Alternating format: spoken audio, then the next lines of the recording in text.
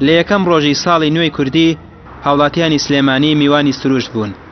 بەڵام ئەم ساڵ قەیرانی سیاسی و دارایی وای کردووە سەیرانگاکانی سنوورەکە خەڵکی کەمتر تێدا ببیندرێت.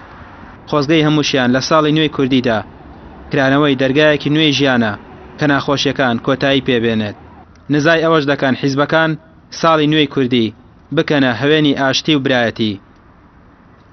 هیوادارم ئەم ساڵی نوێی کوردی ببێتە مای ئاشتی و تەبایی لە سەرتاسەری کوردستانە و بە زووترین کات ئەگەر حیزبەکان دڵسۆزن چارەسەری کێشەکانی کوردستان بکەن، کێشە قەیراناویەکان، چونکە کێشەی سیاسیمان نییە، کێشەی قەیراناویمان هەیە. وەڵاو پێنج حیزبێ وەکو دۆمینەی لێ هاتووە هیچ کاتێ ڕێناکەون بەیەکەوە. بە زیوادارم ئینشەڵڵا لە کاتێکی نێزیگا بەیەکەوە ڕێبکەون بەش و گەلی کورد بەحەسێتەوانێ. ساڵانە لەگەڵ سەری ساڵی کوردی و یەکەم ڕۆژی بەهار گەشتیاران ڕوو دەکەنە سەیرانگاکان و ماندووبوون و ڕۆتینی ڕۆژانە و سەرما و سۆڵی وەرزی زستان وەلا دەنێن و پێشوازی لە بەهار دەکەن.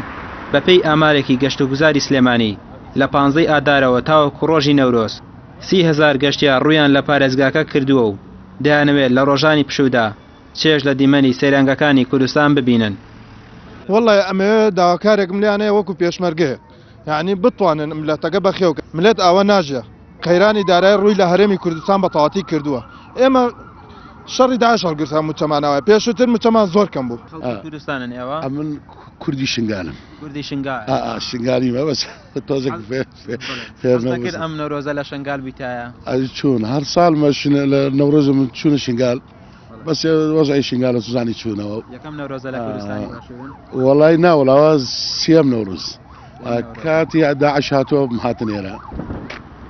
باران لە زۆرێک لە ناوچە شاخاویەکان وای کرد گەشتیاران بگەڕێنەوە ماڵەکانیان. ئەوەتە خوازیش بوون وەک چۆن باران تینوێتی خاک دەشکێنێت، ئاواش دڵی سەرکردە و سیاسەتمەدارەکان نەرم بکات و بەستەڵەکی سیاسی بتوێنێتەوە تا ئەوەی دڵنیابن بەهارێکی دیکەش بە نیگەرانی و دڵتەنگی ئەم ساڵ بەڕێ ناکەن. ڕامیا ڕۆسمان کەناڵی ئاسمانی پێیام، سلێمانی. ڕۆژی 21